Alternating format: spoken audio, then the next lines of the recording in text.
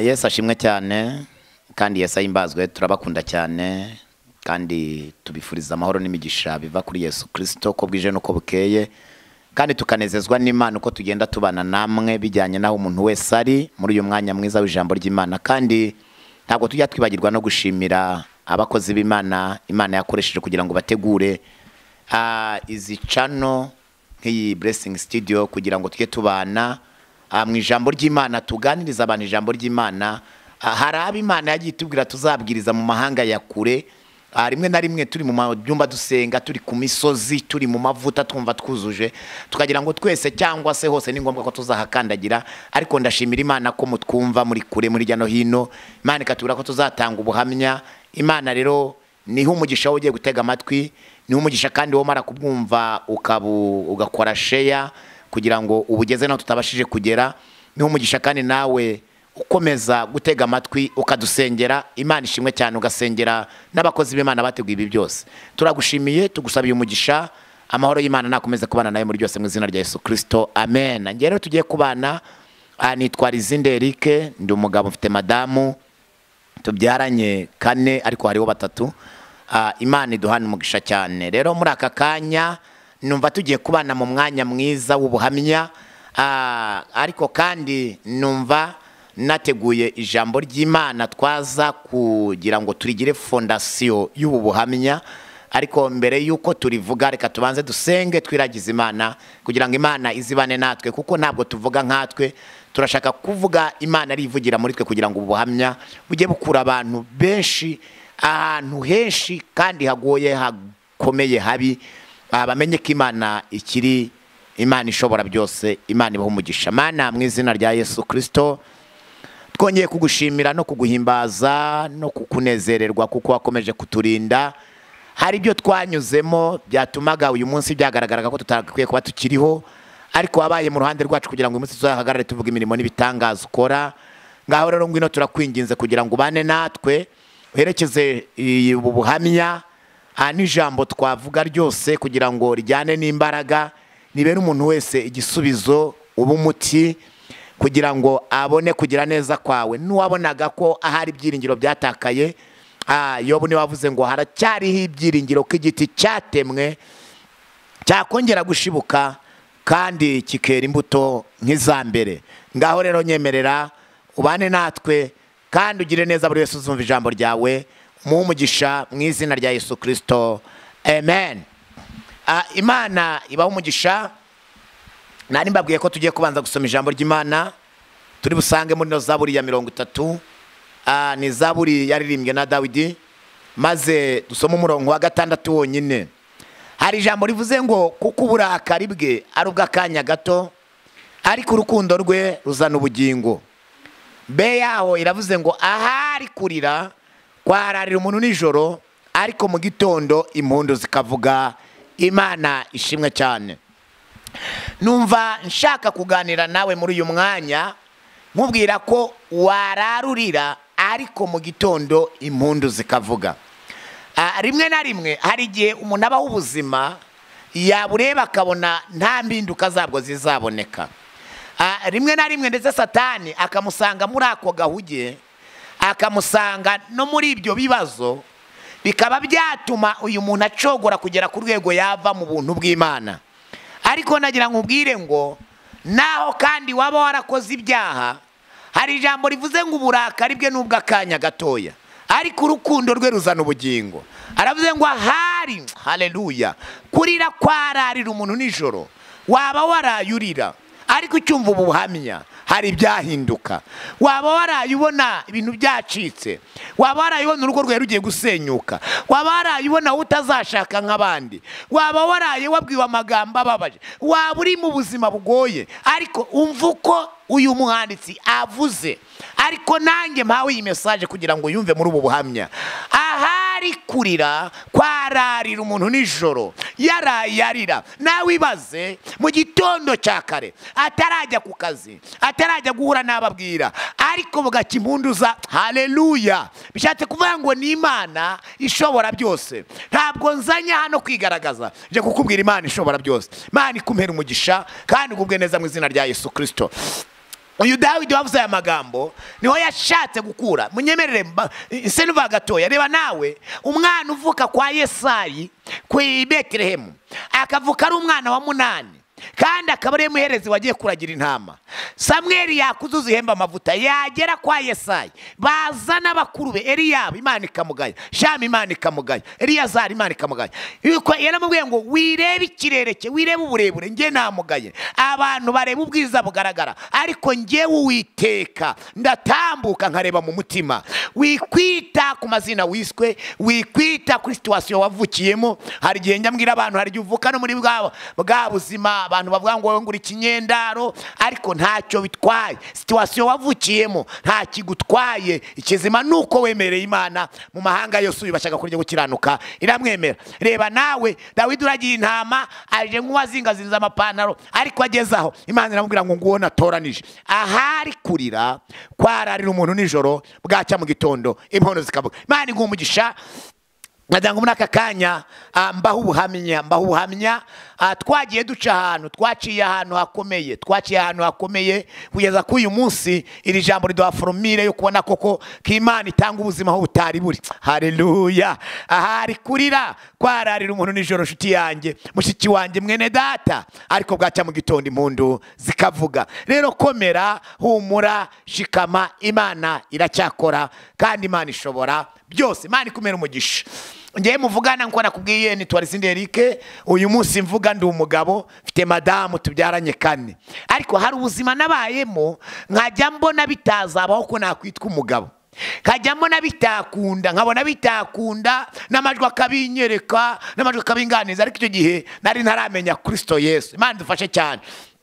Ngewe mvuka ahantu bita Cyangugu, uyu munsi bahita ubu ngubu uyu munsi bahita mu ntara y'Iburengerazuba, aho niho mvuka. Noneho nkavuka ahantu bahoze bita ngo ni segiteri Mugera, uyu munsi babita umurenge wa Shangi.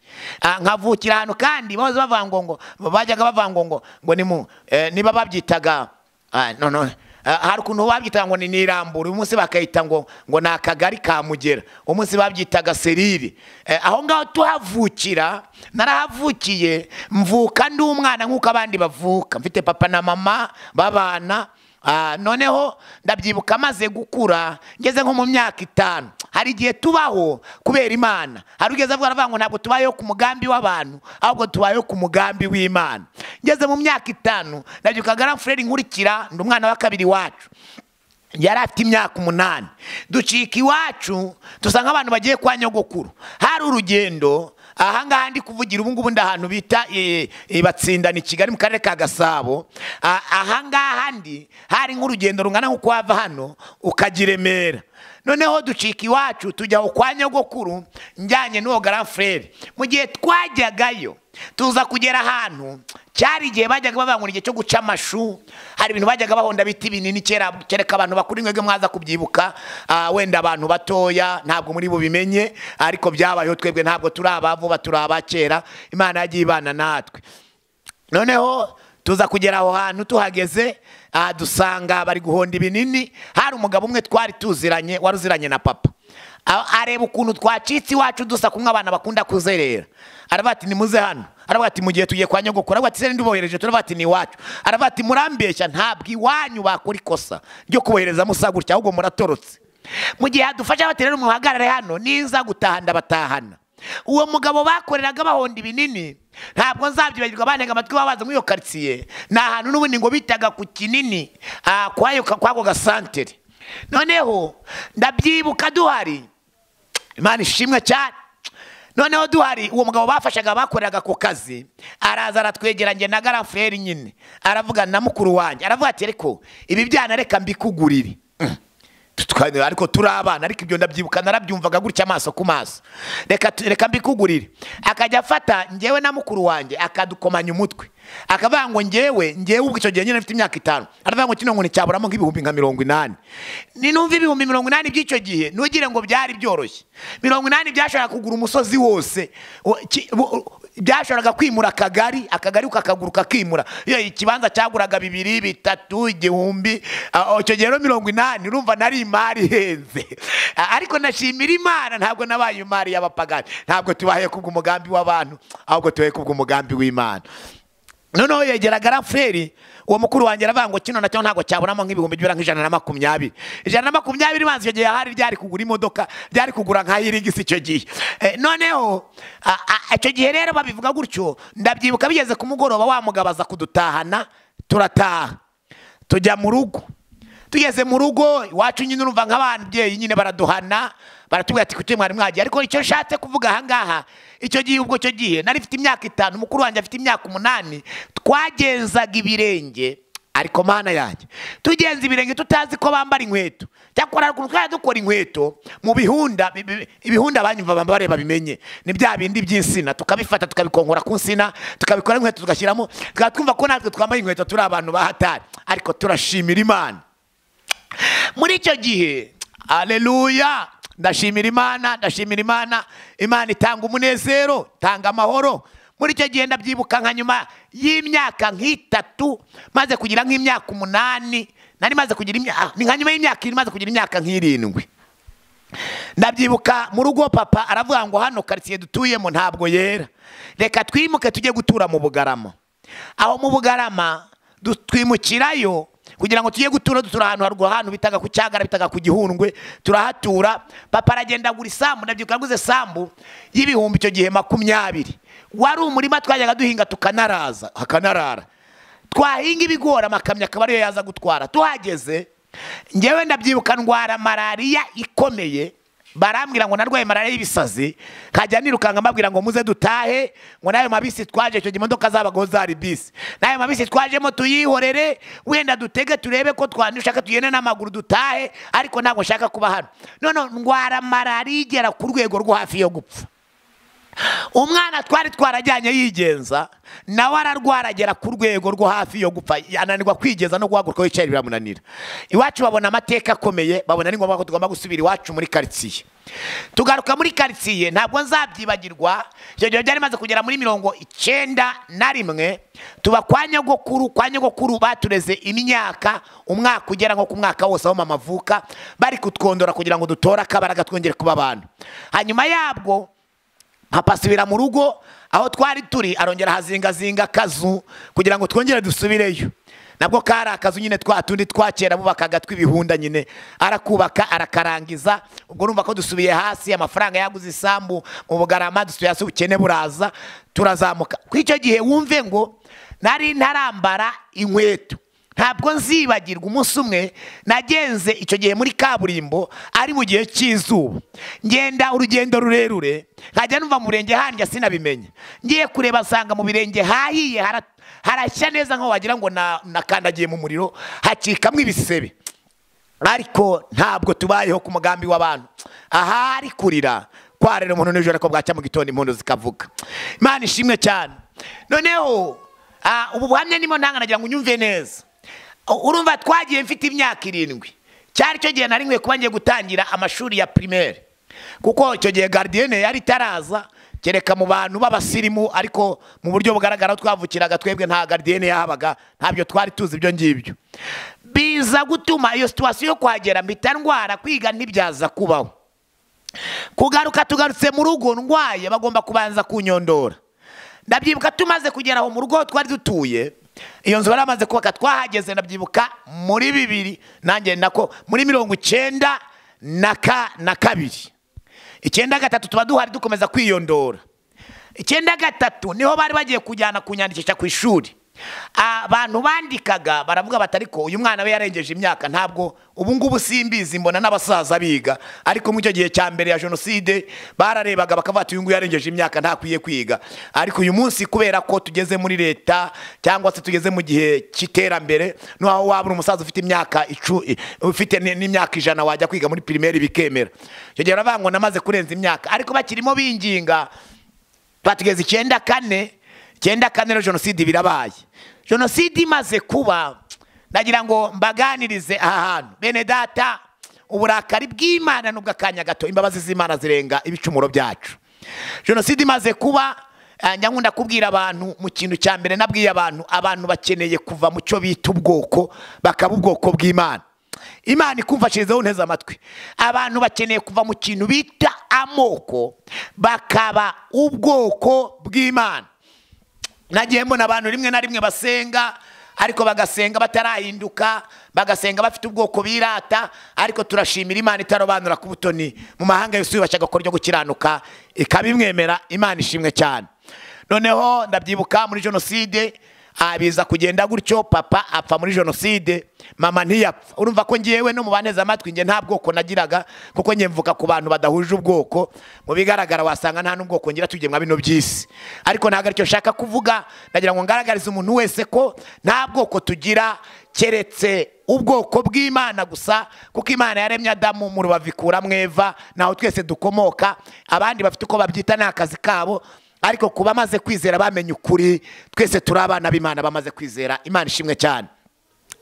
Noneho rero papa maze gupfa, cyo gihe nari navukiye mu rusengero senga, mba muri école de dimanche, maze kugera muri korali y'ingimbi. Ndabyibuka korali mba ndetse kuririmba, abasirikari bacu bageze inahangaha b'inkotanyi, mitavuga nti ubone noneho nanjye ntekereje ibyo abantu badukoreye, mbaye umuntu w'umunyamoko mubi cyane.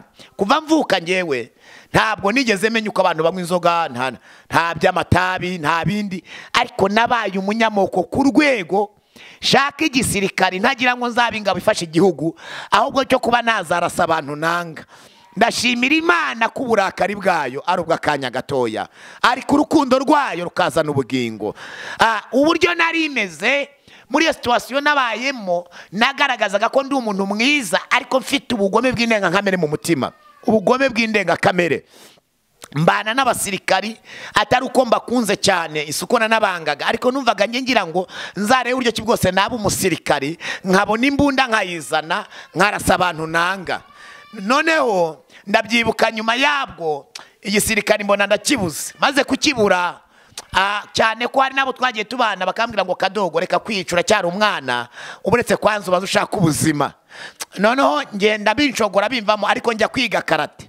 Abantu banyibuka bazambona, nge nkuko nabibwiye amazina, hariya Kamembe ku muhanda ujya ku Kabasazi nacuruzaga ikarito. Icyo gihe nabaga mfite kimono, buri gitondo nazaga gutereka ikarito mvuye kwiga kuri apedike, nkamanuka mu mujyi, manuka mushaka ndi kwiga karate, numva nshaka kuzagera ku rwego nzajya nkubita tsuki, ukagira byibura ngo ni nk'umuriro wari ugiye kugukubita itanagufata ukumva umuyaga wayo. Ariko turashimira Imana, aya maboko Imana yarayafashe, ntabwo akirwana nayo guhereza Imana icyubahiro. Imana ishimwe cyane.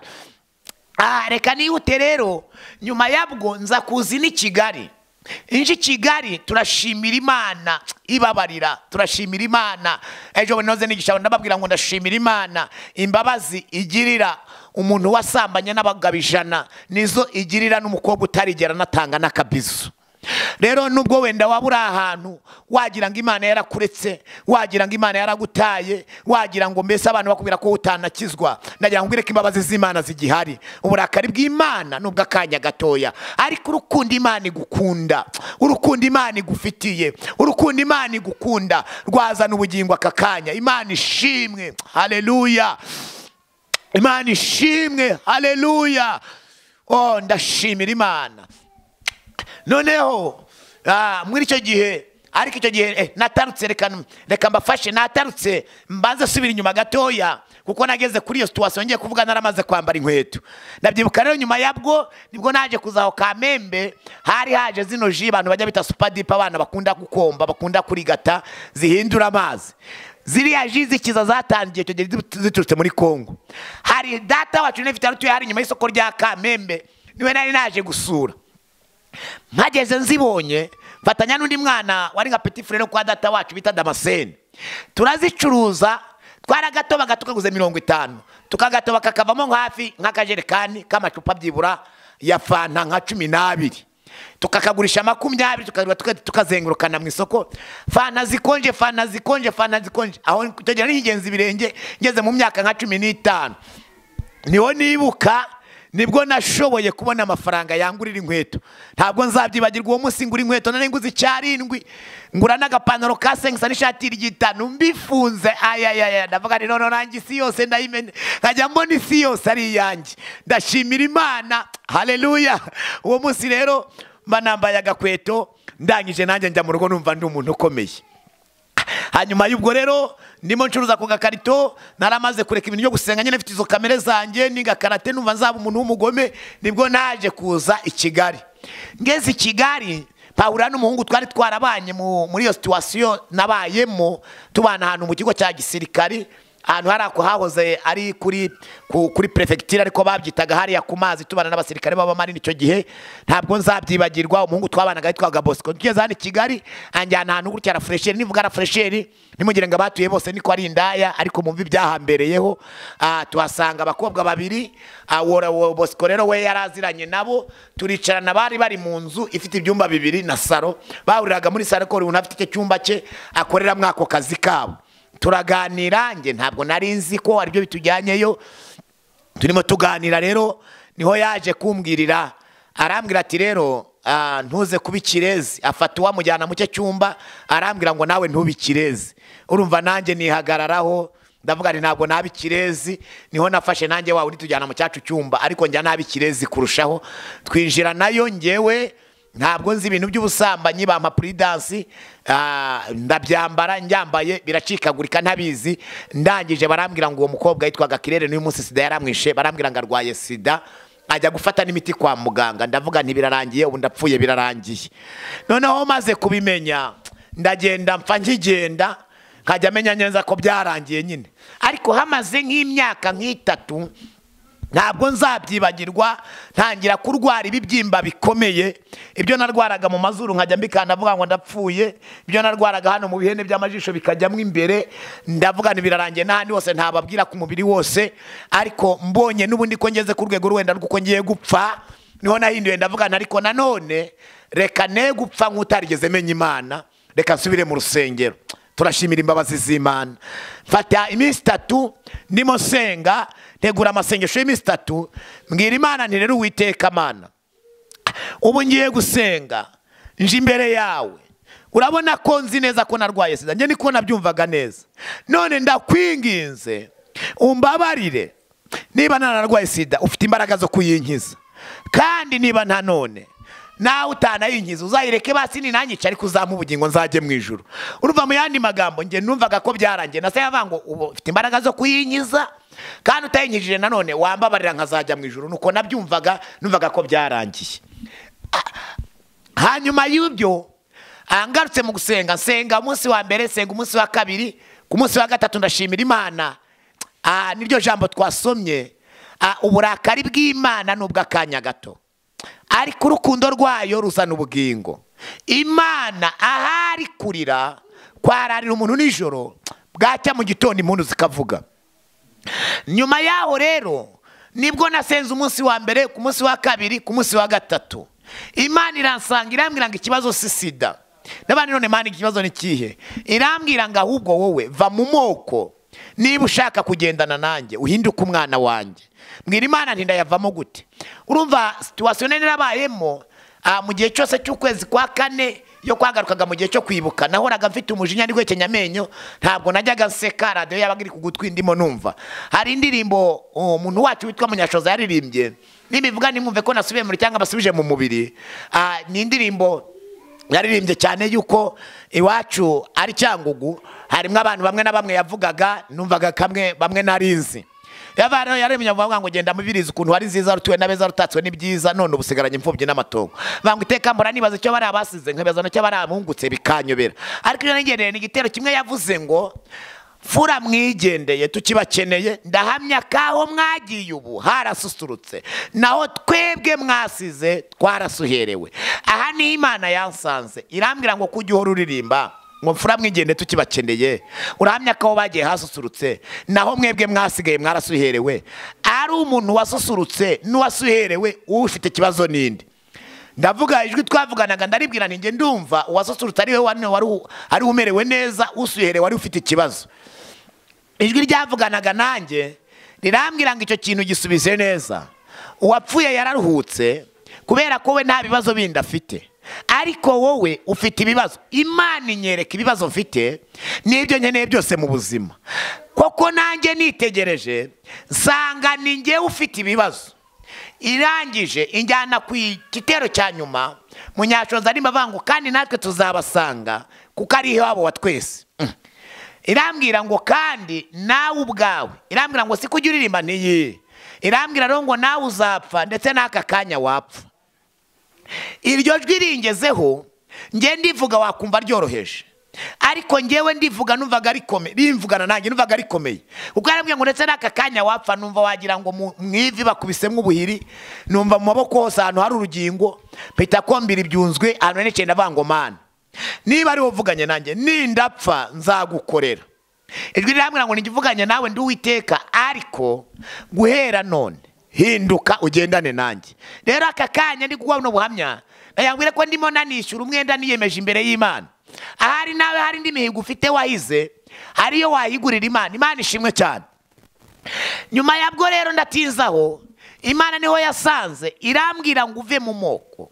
Njyewe nta bwoko ngira, njyewe ndi Imana ishobora byose, kandi n'umuntu naremye namuremye mu ishusho yanjye. Imana namwe ugenda umbwirira abantu, ese umuntu ukiri muri Hutu Tutsi natwa aho mu Rwanda akaba ari Hutu Tutsi twa nkuko byari biri, nkuko byitwa, arumva koko yaza mu ijuru ryanjye yabona ikibanza hehe ko mu ijuru nta bene abo ngabo babaye? Ese njyewe ubwanjye Imana banyita nde? Ko njye ndi Imana yavuze ngo turi umuntu mu ishusho yacu, akaba umuntu wanjye aremye mu ishusho yanjye, njyewe aba bantu banyita nde? Ese banyita Umuhutu, banyita Umututsi, banyita Umutwa? Harimo ngo n'abitwa Abasinga n'Abazigaba n'Abacyaba n'abaki byose. Imana muyita ubuhe bwoko muri ubwo? Imana irambwira ngo ngiye muri ubwo bwose nta namwe ndimo, ndi Imana ishobora byose, ndi Uwiteka niryo zina ryanjye.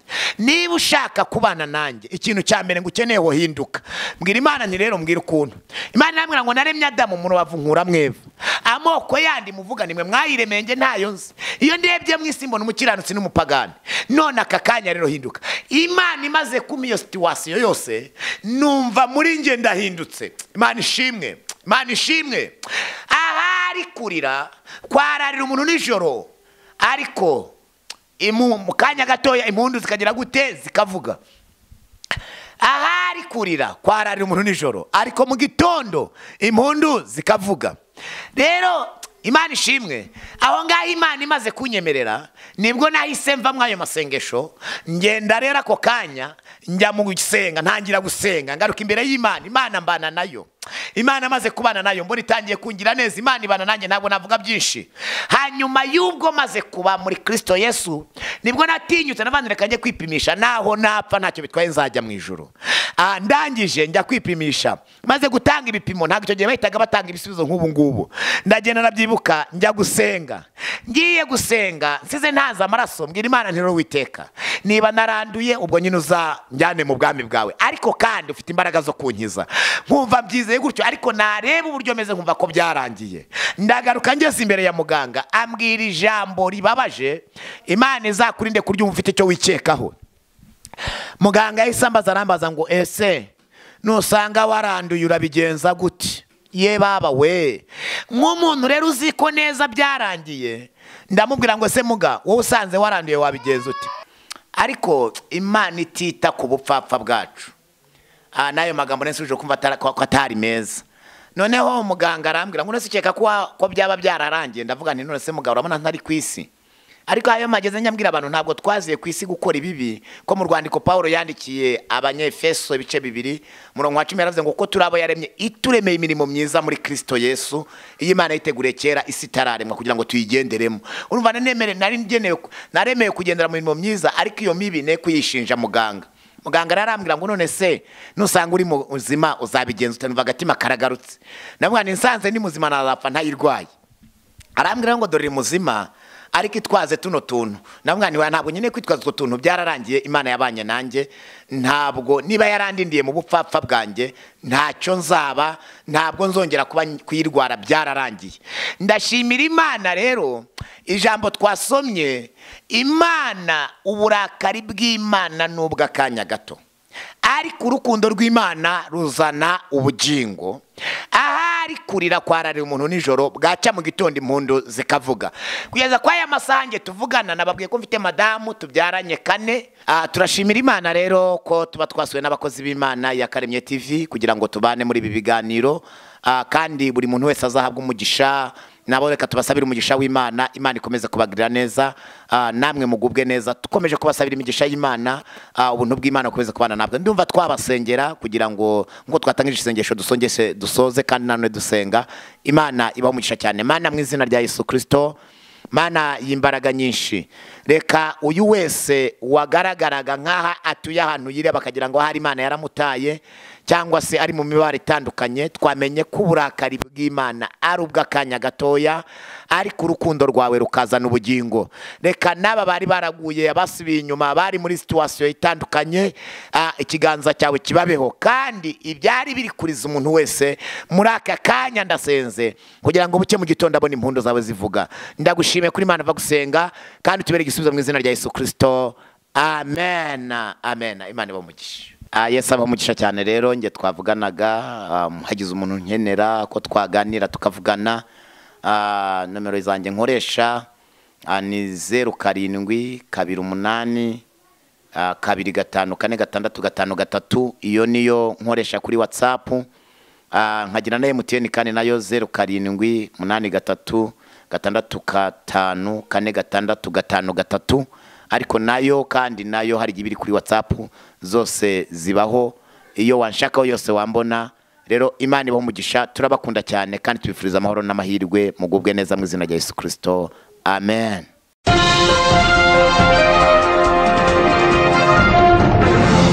Aha, muraho mwiriwe mwaramutse abadukurikiye. Hari abatubona ku manywa, hari abatubona nijoro, bitewe n'igihe cy'iminsi igenda ihinduka ku isi. None uyu munsi rero ni Samu Murokore nk'uko musanzwe mudukurikira kuri online. None twabatumiriye umuhanzi mugenzi wanjye, umunyamavuta uri kuzamuka nkunda cyane, ufite ubuhamya buryoshye. Mberukano ndi kubabwa ubuhamya bwanjye, ukuntu nari narakubiswe ndi kuva amaraso, ibiki ndi gukora ikiyede, byari ibintu biteye ubwoba cyane. Mberuka ndi kubabwira ukuntu nagwaye akaguru amezi 4 kava mu inyozi vanze n'amashyira. Ibyo nabyo mwarabikurikiye cyane. Ariko uyu munsi none ako badukurikiye online, nabazaniye undi munyamavuta bamwita Bicyahe. Ni indirimbo yasohoye yitwa Bicyahe, ndayikunda cyane. Ngo Bicyahe, mana Bicyahe, Bicyahe nk'ibyo wacyashye kwa Salomo. Oya, ni kwa Salomo. Imana imaze kubicyaha cyagiye ngo ayakaguru, ibyo yacyashye cyagiye. N'uyu munsi ni cyahe n'ibindi ibizengereje abantu mu izina rya Yesu. None rero ndabizi ko uri umunyamwuka, nawe uri umunyamavuta nkanye, ndakuzi musore. Rero kubadukurikiye wabibwira kujya bakumenye, bamenye ni muntu ki, kuko arabagiye kukona kwiyica no bwa mbere batari basanzwe bakuzi, ariko nanjye nabatoranyirije umuntu w'umunyamavuta. Uyu munsi hari abantu bari kwibaza ko Samu se none yabaye umunyamakuru. Oya, kwa Yesu byose ni sawa sawa, ariko ndi mu mwuka, namwe mugume mu mwuka. Rero ni karibu umukozi w'Imana, ubwire bene data badukurikiye. Ya, ndabashuje mu izina rya Yesu. Amazina ni Nibizi Zakariya cyangwa se Bicyahe biremwe nonaha. Ndi umuhanzi, ndi umukozi w'Imana, guturuka mu itorero rya ADPR paruwase Nibatsinda, umudugudu w'Urugarama. Ngo guma mu mwuka, mwuka ni sawa cyane, guma mu mwuka, nawe ntuvemo, guma mu mwuka, we wibere mu mwuka, guma mu mwuka. Uyu mugabo nabazaniye uyu munsi bamwita Zakariya, Zakayo. Zakayo ni umuntu nkunda cyane. Zakayo uramuzi nawe? Umugabo ari mugufi cyane, wari uri igitagiye kureba Yesu, kubera ukuntu Yesu yamukundaga. Aramubwira ngo uyu munsi ndarari wawe, uyu munsi none uyu munsi rero Imana yohereje Samu Murokore ngaze ngabahuza kugira ngo muvuge gukomera kw'Imana.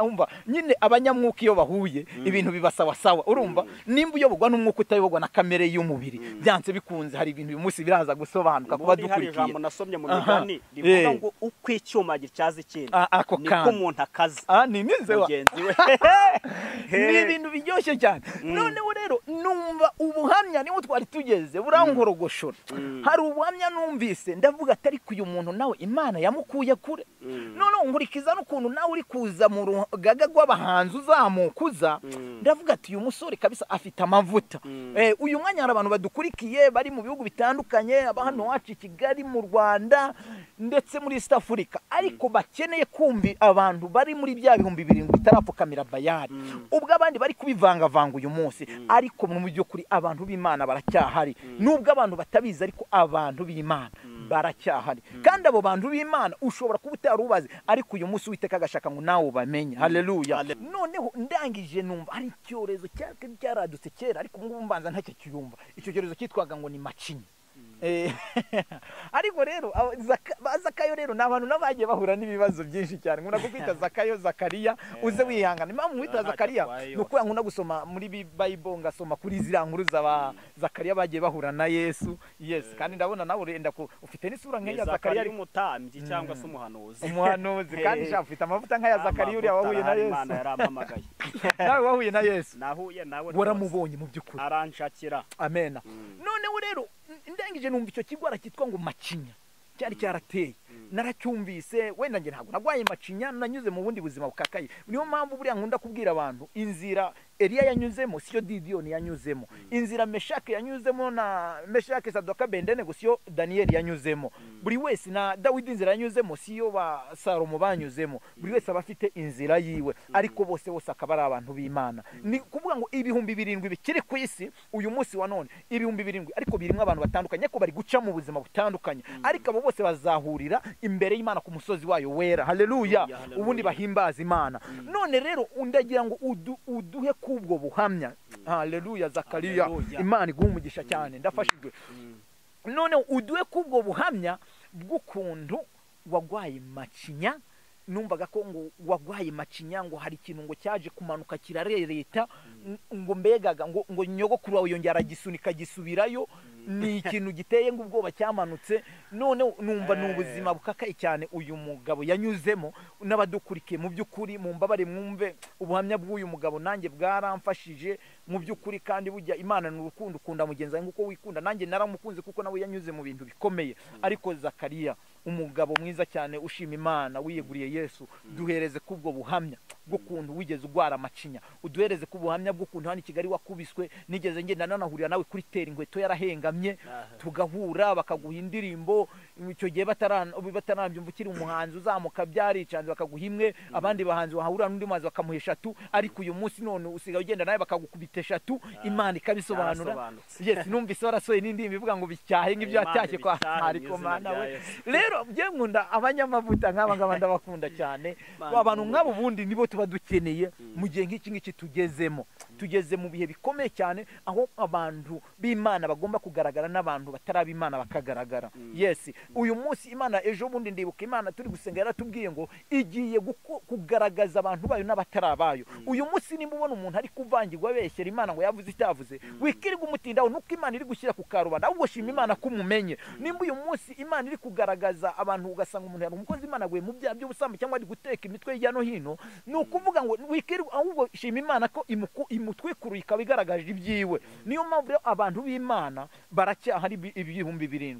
na Zakariya kandi harimo Zakariya reka udusangize kubwo buhamya bwawe nukuri bwaranshimisha ni karibu hano kuri online TV ubundi nyankunda kuvuga ngo Yesu ni rudatetereza abamwisunze ntwari ku rugamba nirucambuci ku rugamba rugeze wandabaga ni rurangiza rwa burundu ni umwami w'abamaragahura ku ngoma yes nanjye yangezeho arabisobanura amen mu by'ukuri ubwashize turi kumwe turimo dutanga ubuhamya kuri channel ya Yakaremye TV nabwiye abantu mabwira ko narwaye indwara nyinshi navuze uburyo bandoza amarozi y'amoko 93 mvuga uburyo narwaye indwara y'iseru hari naho navuze ko narwaye indwara ya macinya ari nabyo mwari mumbajije macinya niyo dushaka kabisa tubwire mu by'ukuri rero macinya ni icyorezo cyari cyarazahaje abantu muri biriya bihe by'amateka yabaye mu Rwanda ya jenoside ni ukuvuga ngo twari mu nkambi aho bita Nyarushishi aho niho narwariye indwara yitwa macinya macinya iranzengereza irakuzengereza iranzengereza ariko ntabwo ariyo ndwara yonyine nari ndwariye aho mu Yes, nkambi ugerageze uvuge cyane. n'iseru Mm. narwaye iseru Aha. nababwiye ko iseru nayanduje mushiki wanjye n'abandi bana twari kumwe aho mu nkambi Mm. bamwe bagapfa njye Birateye ngasigara ubwoba. Mhm. iyo ndwara ya macinya narayirwaye nibyo nababwiye ndababwira ngo nagiye muri tuwarete ngiye kwituma Yes. hamanuka ikintu Aha. nanjye ntari nzi uko bigenze ikintu kimanutse Eh. numva kirarerese Aha. baga ntibi ni Yes. ibiki mwuka byarama Mm. urumva nari nkiri umwana mutoya hanyuma ntabwo nari nzi bibaye sinari nzi nuko bimeze nyogokuru baraje yihuta Mm. ko yari yumvishe ntaka Yego. aza yihuta agiye kubona abona umwana naryamye aho ngaho abona ikintu cyamanutse kirereta Mhm. akubitwa n'inkuba Mm. abahuruje abantu aravuga uti nyaboneka mu ntabare umwana arampfanye Yes we. abantu baraza ku batazi ihende twavuga ngo ni amagara Ni amagara. amagara Mhm. abona yamanutse yakoze ku butaka Mm. bagerageza kuyasubizayo biranga navuze ko haciyeho umunsi wose kugira ngo azongera asubireyo urumva ko Imana niyo yahabaye Ni Imana niyo iyo atari yahabaye. Imana iza kuhaba uwo munsi nakabaye naravuye mu bazima Yewe. ariko ndashimira Yesu kuko uwo munsi yarahabaye aritambika abapfa barapfuye kuko abantu benshi bishwe niyo ndwara ya macinya ariko gato Zakariya Mm. ku bantu badukurikiye hano hari umuntu ushobora nko kumva wenda hari abantu bataba basobanukiwe ubwo burwayi wenda nk'umuntu utazi indwara ya macinya imeze ite ariko watubwiraho muri makeya indwara ya macinya ifata ute kugira ngo n'umuntu abyumve yumve ko iyo ndwara yari ashobora kuyumva akavuga ko macinya ni iki ntamenye ibyo ari byo wenda rero ku bantu Yes. barwaye indwara ya macinya ndatekereza ko byashoboka ko yabaga ari umwanda eha ni umwanda abantu babaga bariye mu biryo barangiza bakarwara indwara yo kwirukanka cyane kwirukanka bishatse kuvuga iki ni ukuvuga kunyuza hasi ni ukunyuza hasi yes no kuruka no kuruka Aha. nibyo bimenyetso byagaragazaga hajya ntabwo macinya burya niyo wazanaga n'amaraso ni ibiki warukaga amaraso ni ibiki n'amaraso barayarukaga macinya no hasi no hasi bikanyurayo hose bikanyurayo indwara iteye ubwoba ni uko Imana yagukuye kure Imana yankuye kure kuko ntabwo ariyo ndwara yonyine narwaye kuko na mbere ya jenoside ngira ngo negeze indwara yitwa kazonze. Oh my god. Akazonze sinzi niba hari abantu bazi iyo ndwara. Ni indwara abana barwaraga icyo gihe narayirwaye umwana mubi cyane ku buryo mama ajya ambwira ko ngo yajyaga ampeka njyanye nk'ahantu akagenda mpisha. Oh man. Kubera ukuntu nabaga nsa nabi meze nabi. Ni indwara abantu barwaraga b'abana bajya kubavura bakabakubita utuntu mu mutwe. Tugiye bankubita gutwatsi mu mutwe hakavamo udusimba. Mana we. Nuvuga ngo utwo twatsi iyo batugukubitaga mu mutwe havagamo udusimba tumeze nk'inyo. We wavuye kuri mwana. Rero ni indwara nyinshi Imana yagiye inkiza, Imana yagiye ibana nanjye, Imana yagiye indinda. Navuga ngo uhereye mu buzima bwanjye bwo kuba ntari nakijijwe no kugeza aho nkirijwe. Yes. Imana yagiye ibana nanjye. None nukuvuga ngo mbere icyo gihe ubundi wakijijwe ryari wanyuze mu bintu bikomeye cyane mbega tunyuriremo muri makeya kugira ngo uyu munsi mbere yuko wakira gakiza wanyuze mu bintu bimeze bite kugira ngo ababyumva bumva handi Imana ivana umuntu mwari mwishoboye iwanyu mwari mufite icyo kujya mwari mubayeho neza cyane bimeze bite bongera ngo hari aho nagiye mbisobanura ubundi nge mbere yo gukizwa nababwiye ko nakuriye mu buzima bubi nakuriye mu buzima bugoye bubabaje cyane ko nakuze nababwiye ko nakuze mfite ababyeyi ariko umubyeyi umwe atanyemera. Yes. Umubyeyi umwe ari we data ntabwo yanyemeraga ni ukuvuga ngo guhera muri 90 nibwo twavuye kwa data muri 90 urumva nari nkiri akana gatoya nibwo twavuye kwa data ni ukuvuga ngo data yari yanze mama nubwo ntabisobanuye ariko yari yamwanze bitewe nuko batari bahuje ubwoko. Nuvuga ngo mama na data ntibari bahuje ubwoko. Kuvuga ngo mama yari umutotsikazi data ari umuhutu. Noneho data iwabo bakajya bamubwira ati uzange iriya nzoka. Urumva bari bafite ingengabitekerezo kandi bavuga uti kuko n'ubundi bari babanye mu buryo butemewe n'amategeko, bari babanye bishingiye, hanyuma noneho iwabo baramwanga bakamubwira uriya mugore wazanye si uwo mu bacu.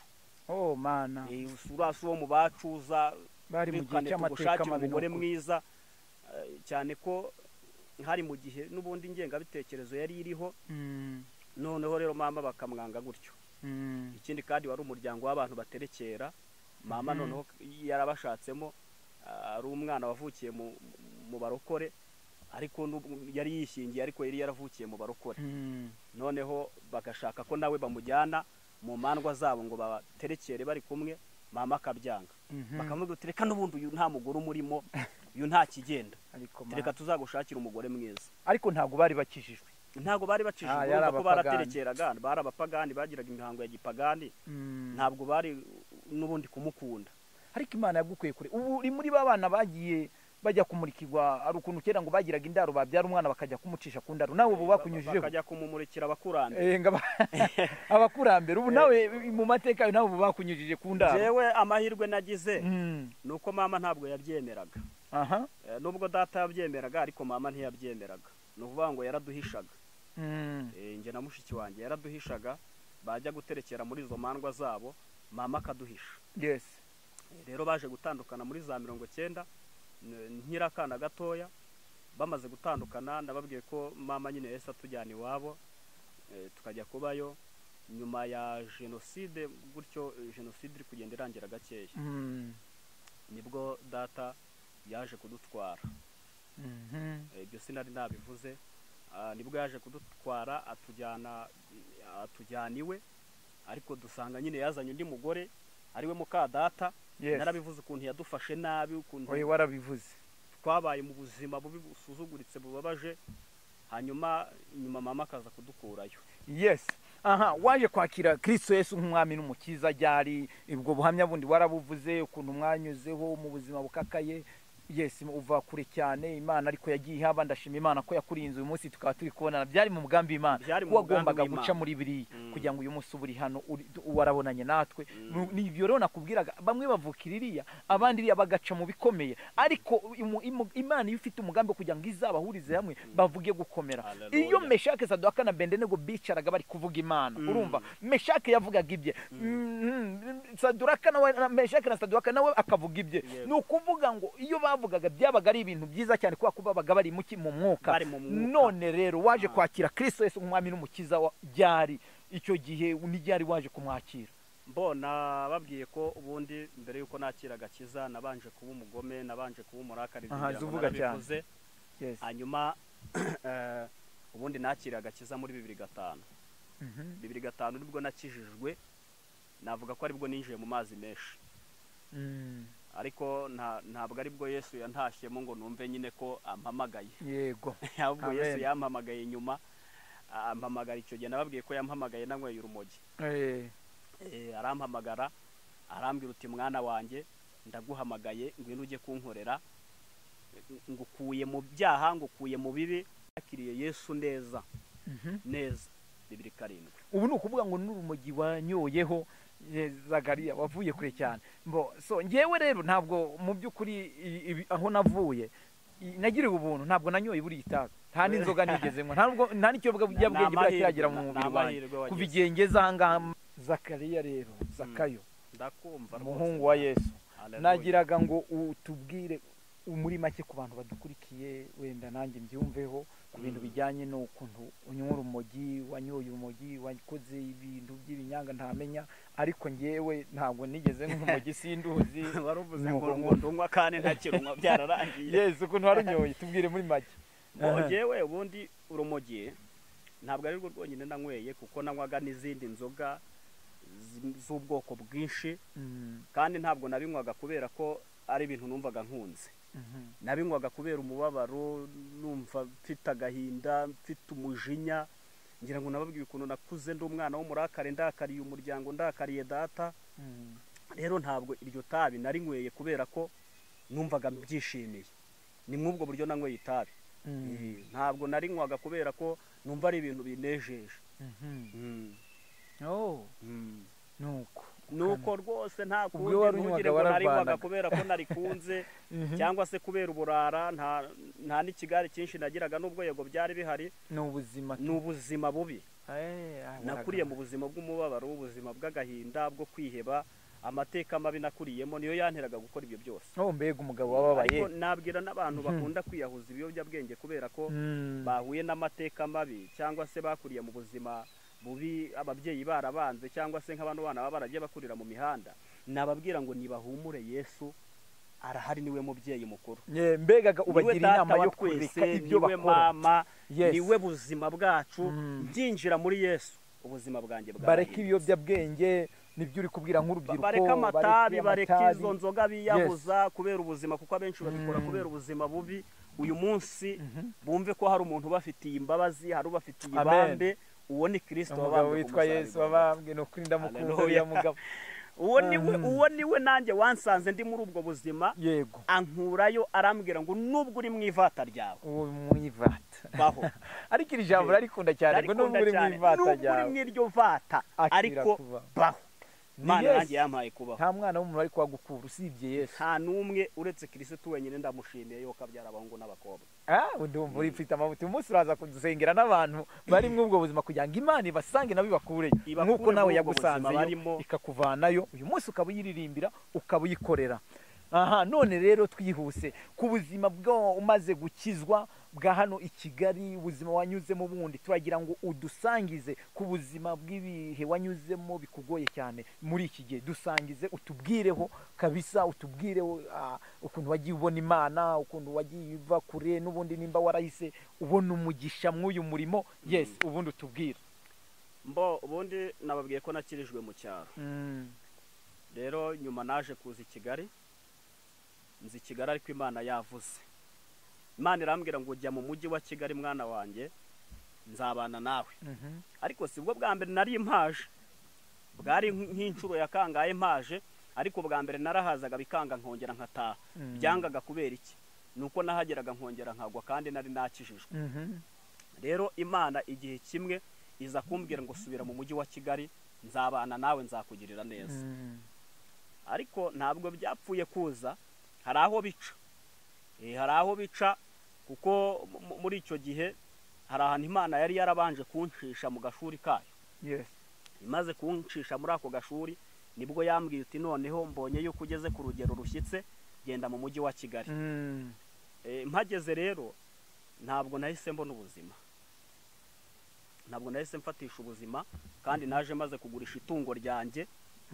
Nagurishije itungo mu cyaro, ndavuga nti ubu ngubu bw'Imana ivuze tayari, ubu ngubu ugiye guhita ko ibintu bisobanuka. Ndaza ngeze mu mujyi wa Kigali, ndakora, nahise ntangira ibintu byo gucuruza. Ndacuruza igihe kigeze hashize nk'amezi nk'atatu ahari, udufaranga twose nazanye turashira. Avuga nti Mana, noneho ibintu nkoreye ibi ni ibiki koko nkoreye? Ko wambwiye ngo nze mu mujyi wa Kigali, ukambwira ngo uzabana nanjye, ukambwira ngo uzangirira neza, none bigenze bite? Bigenze bite? Imana iraceceka. Burya hari igihe igiceceka kandi hari igihe Imana iceceka kandi inahari. Ngo nubwo itagaragara ariko irahari. Kandi kuba yacecetse si uko itakumvisha, iba yumvise. Ahubwo hari impamvu ibicecetse. No kwa Lazaro yamaze kanga yiturije. Uribuka ko yabwiye Mariya na Marita, arababwira ati iyo ndwara si iyo kumwica, ahubwo niyo kugira ngo izina ry'Uwiteka rihabwe icyubahiro. Rero nanjye icyo gihe Yesu yarandetse. Guhera uwo munsi natangiye ubuzima bwo gucumbika. Mana nshuti yanjye, niba hari ubuzima bubaho bubabaza, ni ubuzima bwo gucumbika, kurara gusa. Muvandi, birababaza, ndabizi. Ubwo buzima burababaza cyane. Kandi indi ndwara nabonye iruta sida, iruta diyabete, indwara mbese ihatse izindi, ni indwara yitwa ubukene. Oh indwara my God. yitwa ubukene niyo ndwara umuntu arwara akazahara. Narwaye indwara nyinshi ariko tugeze ku ndwara yitwa ubukene, iyo ngiyo yaranzahara. Ati Zakariya indwara y'ubukene ndavuga ni narayibonye. noneho narwaye indwara nyinshi, natorotse byinshi, ariko indwara ndwaye noneho y'ubukene iragatsindwa n'Imana. irakuzaza. Tubwiye muri make ku ndwara y'ubukene, abantu batari bayizi bumva indwara y'ubukene. Indwara y'ubukene rero narayirwaye, nyirwara kandi nkorera Imana, nyirwara nsenga, nyirwara ntaraguye kuko nari narakishijwe. Hanyuma iyo ndwara nyirwara nkajya ncumbika buri munsi. Aho ndaye uyu munsi, niba ndaye kwa Samu uyu munsi, ejo nkarara kwa Karori. Yewe yari n'indwara y'ubukene. Urumva iyo ndwara? Urumva iyo ndwara? Iyo ndwara kandi iyo umuntu ayirwaye ntagira urukweto ruzima. Ntabwo warubona. Niyo mpamvu cyagenda kubonye inkweto ari yahengamye zura kuri tera. Iyo ndwara uyirwaye ntabwo ugira ishati nzima. Ntabwo wayigira. Uyu munsi urabona agashati ndakamba. Kera ntiwateraga ipasi. Ariko mana. Aka nari kukikondera. Cyubahiro no kwikura. Ndashimiye Yesu. Amen.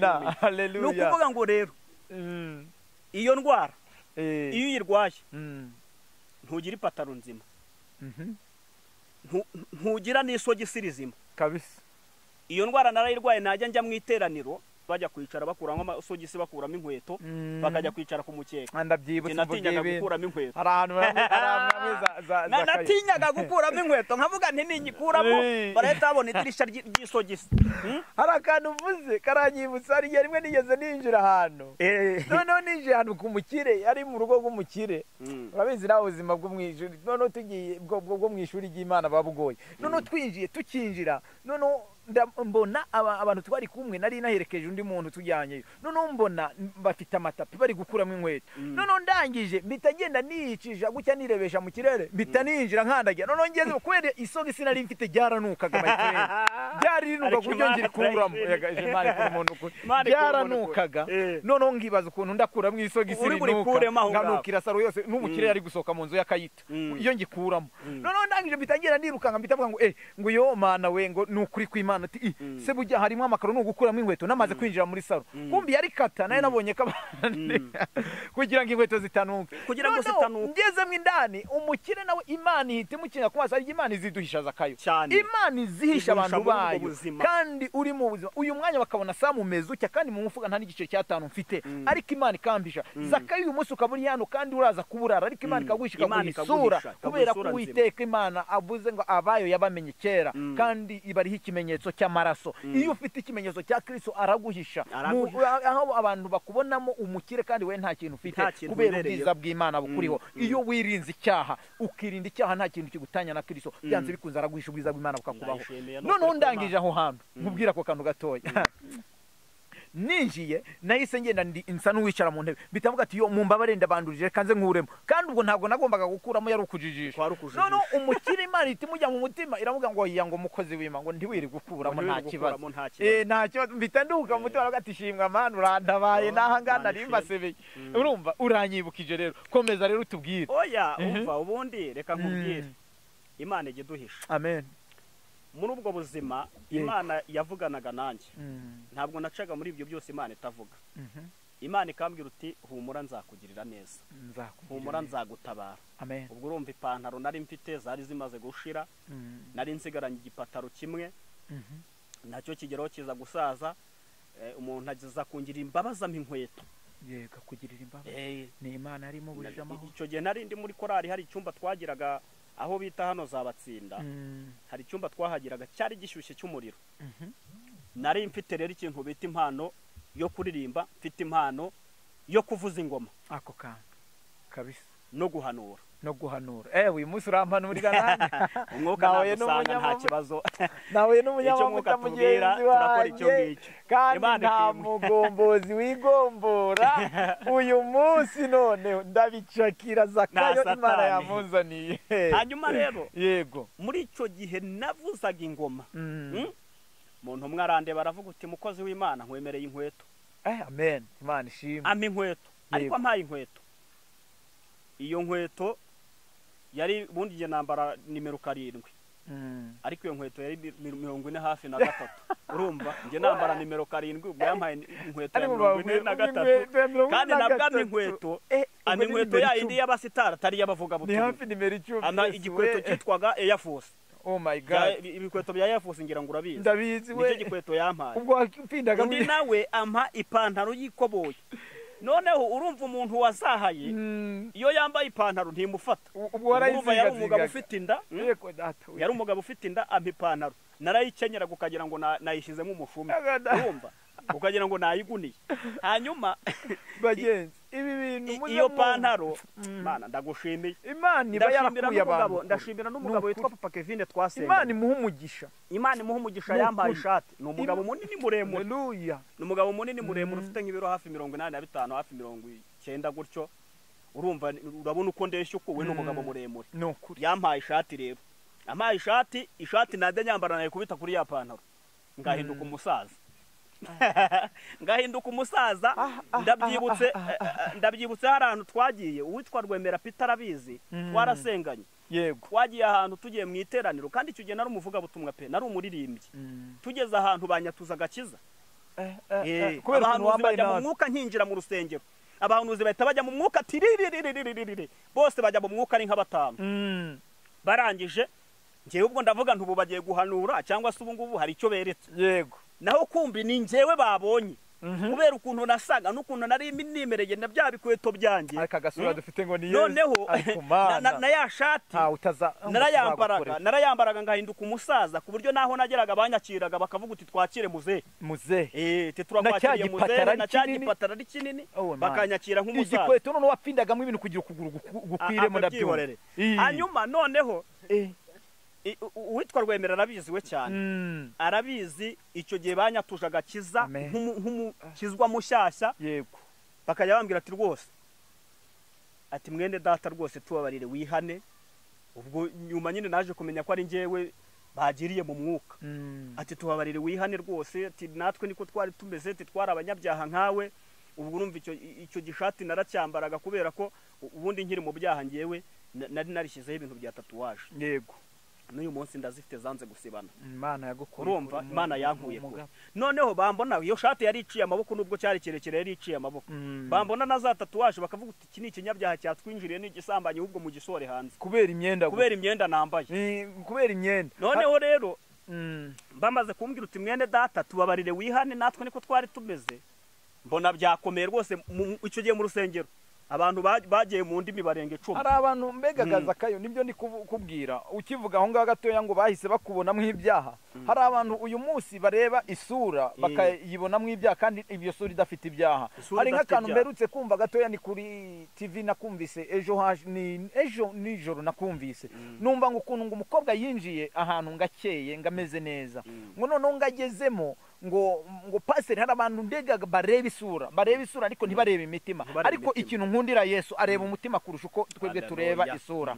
Noneho ngo abo mukobwa agezemo ngo baramubwira ngo paseri ngahita muhereza yari yambaye neza yambaye n'ibintu bigera ku birenge. Noneho ngakinjira mu paseri ngahita muha mikoro ngamuhaye mikoro ngo umukobwa ngashima Imana. Noneho ngagiye gushima ngo yahita aririmba ngo kiradodora. Urabona zira ndirimbo ngo kiradodo. Noneho yibaze mu rusengero kandi paseri yarabonye isura. Ariko noneho abo bantu uri kubyumva neza zakayo. Abo bantu n'uyu mwanya badukurikiye babyumve. Ntabwo ushobora kureba umuntu w'Imana nubwo ijambo ry'Imana avuga ngo imbuto bera. Ntabwo imbuto ari imyenda. Imbuto mba kwera zishimwa n'Imana mu mutima wawe. Bo bakurebaga inyuma bagahita bakuvangirwaho. N'uyu munsi hari abantu bavangirwa ku muntu babona nkanjye Samu ndinjiye bagahita bavuga ngo Samu ngo Imana ngo iguhaye ngirinze imodoka yawe kandi barambonye nta modoka mfite ngo Imana ngo inzu yawe ngiragize kandi ndakodesha. Ariko bo bagahita bumvikanisha ukuntu ngo Imana ngo inyongeye ngo indi nzu ya kabiri kandi ubwo ngo ndakodesha. Abo bantu rero ntabwo bari muri bya bihumbi 7. Ntabwo barimo kuko abantu bari mu bihumbi 7 iyo ubonye mugenzi wawe w'umunyamwuka uhita ubyiyumvamo uwo mwanya ubyiyumvamo byanze bikunze. Ariko negisiyo hari izindi mbaraga zikururana. Hari ayandi mavuta. Niyo mpamvu ukomeza utubwire ndi gufashwa n'ubuhamya bwa Zakariya cyane. Imana iguha umugisha mwinshi. Hanyuma turi aho ngaho muri urwo rusengero nyuma nibwo bamaze kunyatuza nyine baranyihanisha. Nyuma nza gusaba indirimbo. Maze gusaba indirimbo ndaririmba. Buryo umuntu ugikizwa n'umuntu wakijijwe baratandukanye n'imvugo yabo ibitandukanye. Ariye ngo Petero yegeze yihakana Yesu ariko ngo abantu bari ku ruhande baravuga ati ariko uyu mugabo nubwo ari kwihakana imvugo ye yonyine gusa turumva imeze nk'iya babandi. rero mu by'ukuri umuntu wakijijwe n'utarakijijwe bagira imvugo itandukanye. Uwo munsi bampaye indirimbo, bamaze kumpa indirimbo ntera haleluya 3.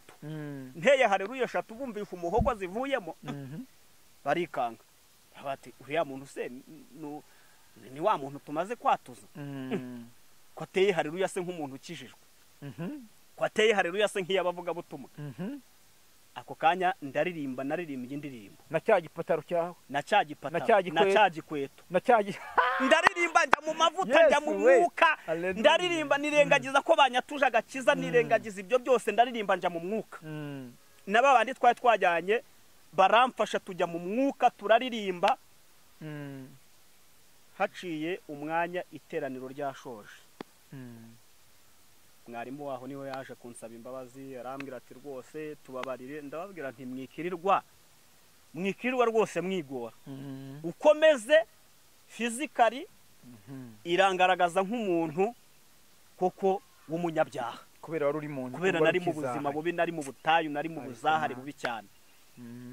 Rero twihuse nakomeje gusenga Imana, ndayibwira nti Imana rwose wamfashije ukankura muri ubu buzima, ukanyambika rwose nanjye ikote ryambera, unyambitse agashati keza nanjye kambera, unyambitse inkweto nziza nanjye yambera. Yego, ariko iyi Imana iri kukwigisha ni ukuri. Haleluya.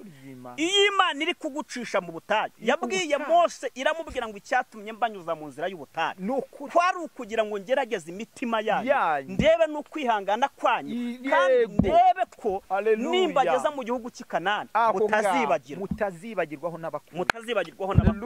Nicyo cyatumye Imana incisha muri ubwo buzima. Nari navuze ko nzababwira ukuntu nanyuze muri ubwo buzima bw'ubutayu imyaka hafi nk'itanu. Warakubititse mugabo, ndi mu mujyi wa Kigali, Imana yaravuganye nanjye, mbwire n'abantu bose bajya bavugana n'Imana birinde kugushwa n'imvugo y'Imana, ntibagushwe n'imvugo y'Imana, bategereze Imana iba yaravuze. Kandi ikindi kintu kimwe abantu nababwira Zakayo babyumve, nimba Imana igusezeranyije mu bihe by'amasengesho, ikazaza kugusubiza igasanga wibereye mu byaha, ntago izabisoza, baze babimenya. Komeza n'ubundi ugume mu bihe by'amasengesho, niza ishobora kuza ijoro yasanga wibereye mu byaha ntibikigusubije, no bakaza ngo abakozi b'Imana ngo babavangiriweho, kandi ahubwo ni wowe wabaye intuzi imbarutso yo kugira ngo udasubizwa cyane. Dawudi yaranditse 125 Zaburi, aravuga ngo siko bizaba mu bamutegereza, nta muntu n'umwe uzakorwa n'isoni keretse abava mu isezerano, ari nta mpamvu, abo nibo bazakorwa n'isoni. Nge nageze mu gihe abahanuzi bampanuriye bazajya basubira inyuma bakihana, kandi mu by'ukuri si uko bavangiwe, ariko kubera ko ari igihe umuntu atinda mu buzima, umuntu akavuga uturiya muntu uko biri kose ubanza adasenga Imana neza, ashobora kuba akora ibyaha. Icyo gihe abahanuzi bamwe bagiye bagaruka inyuma bakambwira uti rwose nahanuye ko Imana izakugirira neza, uzaba umuntu ukomeye, ariko rwose ndabona nta bihari. Ubaye nk'umuntu umwe niwe yigeze umpanurira rimwe, turi ku Mashyuza, turi gusenga mu butayu bwo ku Mashyuza Icyangugu, twari turi gusenga, none umuntu aramanura aravuga ngo Samu ngo mbonye. Icyo gihe ntabwo nari mfite ko nzakorera Imana, nari mbizi, ariko none arangije amano ngo Samu ngo mbonye ngo ugenda ngo Kigali, ngo ugeze Kigali, nta nubwo Kigali nari nyize, ngo ukaza uririmba ngo ahantu ngo ateranye abantu benshi, ngo urangije ngo ukavuga Yesu, ngo abantu bagahaguruka ngo bagahereza Imana icyubahiro, ngo ibyo ndabibonye. Ndangije navuga ati uyu muntu ambangiriwe, nabonaga ntanzira, nkavuga ati koko nzajya Kigali, nta data ngirayo, nta marume ngirayo, nzajya Kigali mbinyuze mu yihe nzira. Ariko Imana ibirebe ejo hazaza h'umuntu, niyo Mana yari izi ko uyu munsi Zakayo azaba ari mu buntu bwayo. Haleluya, Imana ihabwa icyubahiro n'ukuri. Zakayo ufite ubuhamya bukomeye, utubwiye ibintu bikomeye, utubwiye ku bintu byihende, utubwiye ku bintu byinshi cyane, ngo ukuntu wagwaye macinya, ni ibintu Imana ahantu yagukuye. Abantu banabyumva wenda mu Kinyarwanda ngo kera numvaga bavuga ngo ihende ni ikintu cyabaga cyamanutse ku bantu bavuga bagwaye macinya, kikamanuka ari inyama yamanutse yo mu mubiri, babyumva ikintu cyareretaga ni inyama yo mu nda yamanutse ikavayo. Noneho ibyo bintu bitubwiyeho, ndetse wari ufite n'ubuhamya bwinshi cyane. Uyu mugabo n'ukuri afite ubuhamya bwinshi cyane, naramukunze, nawe numvise Imana yaramukuye kure. None rero tuzamubazanira mu gice cya 3 gikurikiyeho, kuko iki ndakeka ari icya 2. None rero iki gice tuzabazanamo, ariko Zakariya mw'iyi minota mike dusigaje itarenga 5, tubwire uvunaguye uyu munsi wa none uri mu buntu bw'Imana urabona iyihe migisha mu gukorera Imana uyu munsi wa none ese urabona agakiza k'uyu munsi gatandukanye n'agakiza ka kera tubwira uvunaguye mu magambo makeya cyane kugira ngo tusoze turangize ubutaha mu gice cya gatatu tuzamugarurira abantu kuri online Samu Murokore TV ndetse n'ahandi henshi cyane. Murakoze cyane ubundi nuko iminota bari mike ubundi mfite ubuhamya bwinshi burebure yego nzababwira byinshi babwire buryo byaje kugenda Imana kugira ngo yoroshye umusonga yego nzabibabwira byose yego nitugaruka mu gice cya gatatu no kuvuga ngo rero warumbajije kubijyanye n'uyu munsi imigisha uyu munsi urabona agakiza kameze uyu munsi ugereranyije umunsi n'igihe cyashize urabibona ugereranyije n'igihe cyashize uyu munsi navuga ko turi mu bihe bitoroshye turi mu bihe bitoroshye aho abantu usanga cyane cyane bagiye bavangavanga ibintu yego bagiye bavangavanga urabona ko nko mu bihe byashize n'ubwo uyu munsi tutari gusenga ariko mu bihe byashize wasangaga umuntu ari umuvugabutumwa akaba ari n'umusambanyi akaba ari umuririmbyi akaba ari n'umusambanyi akaba ari umuhanuzi akaba ari n'umusambanyi akaba ari umurozi nge ndabyibuka hari igihe twegeze dukora amasengesho y'iminsi 3 turi mu cyumba na groupe dukora amasengesho y'iminsi 3 Imana iratubwira ati mbarinze kurogwa yego imaze kubitubwira atubwira ngo ariko mube maso icyo gihe burya hari igihe Imana ivuga ibintu ijimije icyo gihe turogwa n'umuhanuzi none se ko mu gihe cya kera Yesu ndabyumva icyo gihe nibyo ariko uyu munsi ko Imana iri kubwira abantu ngo ije kugaragaza urukungu n'amasaka nubwo biri gukurana ngo ariko mbegaga ije gutwikurura bajya bitaga abantu b'Imana bishe mu murimo ije kubagaragaza ese nawe ni koko uri kubibona ko Imana iri kugenda ibikora muri iyi minsi oya Imana yarabikoze Imana yarabikoze kuko abenshi yagiye bashyira no kumugaragara yego ikinyoma burya kiratinda ariko kikazageraho kikagaragara ariko kuri ko byanze bikunze kurigaragaza ijambo nasomye rivuga ngo urufatiro rw'Uwiteka ruracyahari n'ukuri kandi rwanditsweho amagambo avuga ngo Uwiteka aza abantu be Zakayo uranshimishije cyane uramfashije muri iki kiganiro tugiranye cy'ubuhamya bukomeye cyane nge wari ubakurikiye ni Samu Murokore uyu ni Zakariya nzamubagarurira mu gice cya gatatu afite ibihangano byiza cyane wamukurikira kuri YouTube afite ubuhamya ni umugabo w'Imana ni umunyamavuta nkuko muzi Samu Murokore ndamukunda cyane uyu mugabo Zakayo none rero dushimiye Imana yo yamuzanye uramutse ushaka Zakayo wajya kuri YouTube ukandikamo Buteye TV afite cyane yitwa Buteye TV nta kibazo wahita umubonaho n'ibyangombwa byo byose wabibonaho n'amanimero yo wayabona kuri Buteye TV ariko muri aka kanya muri iyi minota mike dusigaje kuko n'ubundi tuzamubazanira dusanzwe tumubazanira uyu munsi abantu baje ngo Samu Murokore se yabaye umunyamakuru hoya nanjye ndi mu mwuka naje kubaza umunyamwuka mugenzi wanjye yes nkuko mubimenyereye mba nshaka kubagezaho ibintu byiza bishyashya kandi uhita ukanda subscribe aho ngaho ufyondeho gusa wandike like na comment utubwire ubutaha n'umukozi w'Imana ushaka tuzabazanira tuzamuzana senga Imana mu izina rya Yesu data mu izina rya Yesu yego data Imana ikiranuka haleluya Imana ifite imbaraga yego Imana rubasha haleluya turagushimye muri aya masaha no kuri Imana umugisha uduhaye yego wo gutambutsa ubuhamya yego turagushimye kuko ubyemeye yego nyemerera Uwiteka Imana nyiringabo amina uko wangiriye neza yego uko wantabaye haleluya uko wahembuye umutima wanjye nari mu bihe bikomeye nari mu bihe bitanyoroheye nari mu bihe bigoye umutima wanjye ariko warangiza ukansanga aho hantu ukangirira imbabazi ukangirira ibambe reka bari kugirira umuntu wese neza ukurikiranye ubu buhamya mu izina rya Yesu